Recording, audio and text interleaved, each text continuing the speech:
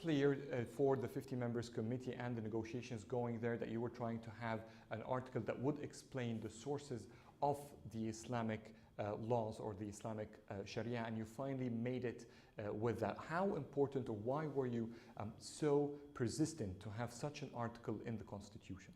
أهمية وجود التفسير لكلمة مبادئ. We rejected the law because it simply turned the notice to a permit. It is natural to have the right to protest. If the executive authority has a problem, it has to go to the judicial authority to ask for permission to prevent the protest. Now it is the other way around. That's why we rejected it. Where do you stand from the possible candidacy of General Abdel Fattah al-Sisi, the defense minister, in the next presidential elections?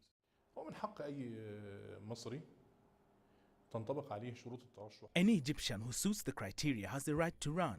But so far, Field Marshal Sisi is an army officer. Maybe the revolutionary powers will not support that. But they're not the only ones who have the right to vote in Egypt.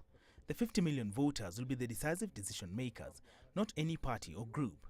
There are others who feel that he might be the best candidate for the current time. How did you see the recent law that has been declared by the interim president Adel Mahrouky to regulate, and I quote the government here, the protests in Egypt? The importance of having an article to explain the sources of Islamic laws is that we can guarantee that in the future we will have no laws contradicting Islamic Sharia or laws of an extremist understanding of Islam.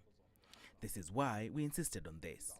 The Nour Party will have a presidential candidate in the next race.